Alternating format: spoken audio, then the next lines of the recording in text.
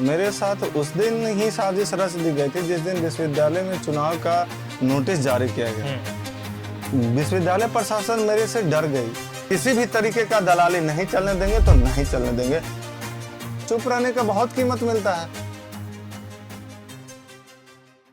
पटना विश्वविद्यालय चुनाव बिहार ही नहीं देश भर में चर्चा के केंद्र में रहा है हमेशा से ही, लेकिन इस बार चर्चा इस बात की भी रही कि एक कैंडिडेट ने चुनाव के दिन ही अपने मुद्दों को लेकर, अपने साथ हुई गलत चीज़ों को लेकर विरोध दर्ज किया और पूरे मीडिया में बस चर्चा में बने रहे। आखिर क्या हुआ था उस दिन? विश्वविद्यालय चुनाव को रद्द कराने की बात अब वो क्यों कर रहे हैं? क्या गलत हुआ था उस दिन? उन सब बातों पे बातचीत करने के लिए हमारे साथ विश्वविद्यालय में अध्यक्ष पद के कैंडिडेट रहे रिंकल यादव है। रिंकल जी, स्वागत है आपका। बहुत बहुत धन्यवाद आदर्श जी, जो आपने हमें बुलाया। सवाल यहीं से शुरू करेंगे कि क्या हुआ था, क्यों रिंकल यादव उस दिन चर्चा में रहे? कभी पुलिस से भिड़ रहे हैं, कभी प्रोफेसर से भिड़ रहे हैं, तो कभी रिक्वेस्ट करते हुए दिख रहे हैं, कभी थाने में बैठाए गए। क्या हुआ था?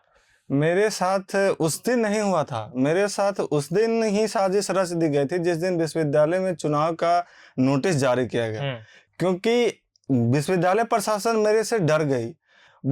वो सोच नहीं पा रही है ना कि इतना ईमानदार छात्र अगर हो कैसे सकता है कि किसी भी तरीके का ऑफर दे रही है, ये स्वीकार ही नहीं कर रहा है।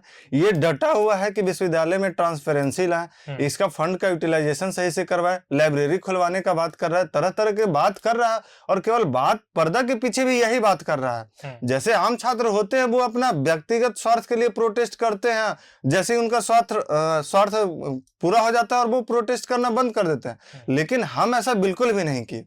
हम हमेशा से जो मुद्दा पे प्रोटेस्ट किए उसके लिए अंतिम सांस तक, और मेरा स्टेटमेंट कभी नहीं बदला। ये तो पर्दा पे माइक के सामने बोल रहे हैं, कैमरा के सामने बोल रहे हैं, या फिर ऑफ कैमरा बोल रहे हैं। ऑफर किस तरह का ऑफर का बात कर रहे हैं? बहुत तरीके का ऑफर विश्वविद्यालय में एक से एक ऑफर मिलता है।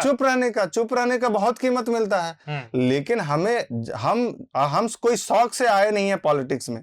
मेरा बैकग्राउंड मैं पहले भी बताया हूँ, हर जगह मीडिया में बोला कि मैं शौक से आया ही नहीं हूँ। मैं सिस्टम से परेशान होकर के सिस्टम के सुधारने के लिए एक संकल्प लिया, और वो संकल्प में मैंने जो समस्या फेस किया उसके लिए बोला। और जो पटना विश्वविद्यालय में जो चुनाव, सबसे पहले है कि बोलने का एक प्लेटफॉर्म चाहिए। अगर हम चाह रहे हैं कि ट्रांसपेरेंसी लाएं, तो एक आम छात्र, कौन छात्र चाहता है कि उसके साथ गलत हो? कोई नहीं चाहता। उसके साथ गलत हो जाता है, वो एक दो बार बोलता है, रिक्वेस्ट करता है, ऑफिस में लेटर खेलते हैं। इस लेटर खेल में उलझाने में ना इतना महारत हासिल कर लिया ना विश्वविद्यालय, हम आपको बता नहीं सकते। चुनाव के दिन क्या हुआ था? चुनाव के दिन मेरा नाम बदल दिया गया। मेरा नाम ही नहीं था बैलेट पेपर में। मैंने बोला कि सर मेरा नाम नहीं है बैलेट पेपर में। नाम तो था। नाम मेरा नाम क्या है? रिंकल यादव। अब रिंकल यादव था ही नहीं। क्या बैलेट पेपर में देख लो, रिंकल यादव नहीं था। आप पेन से लिख दोगे। बैलेट पेपर का जो नियम है कि अगर उसमें आप इनबॉक्स में आप क्रॉस मार्क के जगह टिक कर दोगे, राइट टिक अगर कर दे रहे हो ना, तो वो इनवैलिड माना जाता है। और उस बैलेट पेपर पे आप ओवर राइटिंग कौन एक्सेप्ट कर लेगा? कौन कॉन्स्टिट्यूशन में इस तरीके का प्रावधान है? कॉन्स्टिट्यूशन में इस तरीके का प्रावधान है कि अगर किस बैलेट का प्रूफ रीडिंग होता है, तो प्रूफ रीडिंग तो मेरे से कराया ही नहीं। तो अगर प्रूफ रीडिंग मेरे से नहीं कराए तो हम कैसे मान लें कि आप साजिश नहीं किए हैं? मतलब रिंकल यादव रिंकल कुमार हो गए थे। रिंकल कुमार हो नहीं गए थे, कर दिए गए ना साजिश के तहत। किसने कर दिया, क्या लगता है? विश्वविद्यालय प्रशासन ने किया, और पैसा लेकर के किया है विश्वविद्यालय प्रशासन। और इसका जवाब मांगे तो जवाब में मेरे से माफी मांगे हैं विश्वविद्यालय, और आज ही का नोटिफिकेशन है।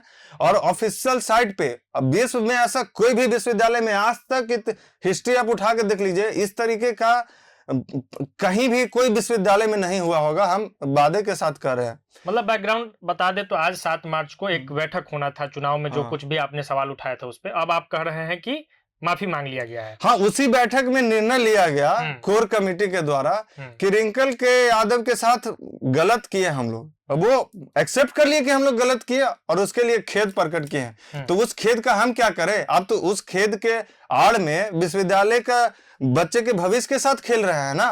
नहीं तो जीत तो आपकी हो गई ना, माफी मांग लिया गया, आप कह रहे हैं कि ऑफिशियल वेबसाइट पे। तो मुझे छात्र संघ में माफी मंगवाना जीत मेरा नहीं है ना। मेरा जीत है विश्वविद्यालय में ट्रांसपेरेंसी लाना, एजुकेशन सिस्टम को सही करना, ये मेरा उद्देश्य है। मैं इसलिए नहीं आया था विश्वविद्यालय में कि चुनाव लड़ेंगे और अध्यक्ष बनेंगे और इस तरीके से मेजोरिटी पाएंगे। मेजोरिटी मुझे विश्वविद्यालय के छात्र ने दिया और पूरे विश्वविद्यालय के छात्र मेरे साथ थे और इस बात से भयभीत हो गया विश्वविद्यालय प्रशासन और वो एक उपाय ढूंढने लगे कि अब इसको कैसे दूर किया जाए। तो अब वो क्या लड़ाई है? अब किस बात को लेकर लड़ रहे हैं आप? अब लड़ाई, चुनाव आप चाहते हैं कि दोबारा हो और चुनाव रद्द हो जाए? बिल्कुल चाहते हैं। अगर जब मेजोरिटी मेरे साथ है और आप किसी को सर्टिफिकेट दे दीजिएगा, ये कैसे एक्सेप्ट करेगा? मैं प्रॉमिस किया हूं पटना विश्वविद्यालय और बिहार के छात्रों के साथ कि हम आपके साथ कोई साजिश नहीं होगा, कोई धोखा नहीं होगा अगर हम प्रतिनिधित्व करेंगे तो। और प्रतिनिधि के साथ ही साजिश हो गया और हम अपने लिए नहीं लड़ पाएंगे तो हम उसके साथ फिर किस वादे के साथ और क्यों हमें वो एक्सेप्ट करेगा? तो रिंकल तो विश्वविद्यालय के छात्र हैं, विश्वविद्यालय में बात रखने का अधिकार है। तो उस दिन विश्वविद्यालय के लोग आपसे नहीं बात कर रहे थे, पुलिस आपसे बात कर रही थी, उसके पीछे क्या लगता है आपको? वो पुलिस नहीं थी, वो विश्वविद्यालय प्रशासन के गुंडे थे और वो गुंडे भेज करके मुझे टॉर्चर किया गया, मुझे डिटेन किया गया, फिजिकली टॉर्चर, बदतमीजी। आप कैमरा में आप सारा सोशल मीडिया पे आप देख लीजिए, कहीं भी आप देख लीजिए, पूरा दुनिया जान रहा है कि मेरे साथ क्या हुआ और ऑफिशियली वो एक्सेप्ट किए हैं कि हम आपके साथ गलत करवाए हैं।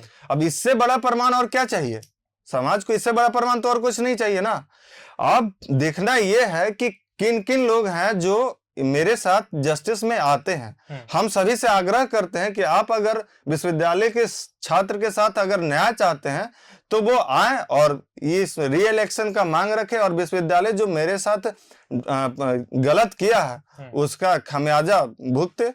तो लड़ पाइएगा, विश्वविद्यालय बड़ी शक्ति है, बहुत पैसा है विश्वविद्यालय के पास, या जो भी लोग आपको लगता है कि इस साजिश के पीछे जो लोग भी है, हमें नहीं पता कि वो कौन लोग हैं, लड़ पाइएगा इतना दिन? अभी तक तो लड़ते आए हैं और आगे भी लड़ेंगे। और अभी हम आपको बता दें, हम पहले ही आपको बता दिए हैं कि हम एक संकल्प लिए हैं और आपको पता है कि मगध के लोग जब संकल्प लेते हैं तो इतिहास बदल देते हैं। तो क्या संकल्प है मगध के बेटा का? संकल्प यही है कि जो ये विश्वविद्यालय में जो दलाल का जो अड्डा बन गया ना विश्वविद्यालय, वो सारे दलाल को विश्वविद्यालय से निकाल फेंकने का संकल्प लिए हैं और विश्वविद्यालय में किसी भी तरीके का दलाली नहीं चलने देंगे तो नहीं चलने देंगे। और ये जो मुद्दा है केवल पटना विश्वविद्यालय का मुद्दा नहीं है, हम स्टार्ट पटना विश्वविद्यालय से किए हैं और ये पूरा देश में चलेगा। तो चलिए, रिंकल की अपनी लड़ाई है और लड़ाई विश्वविद्यालय में ट्रांसपेरेंसी को लेकर। ये मेरा अपनी लड़ाई नहीं है, ये छात्रों की लड़ाई है।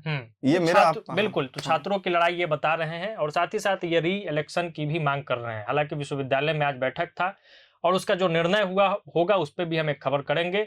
तो इस वीडियो में फिलहाल इतना ही। जुड़े रहिए प्रभात खबर के साथ। प्रभातखबर.com, विश्वास वही, रफ्तार नहीं।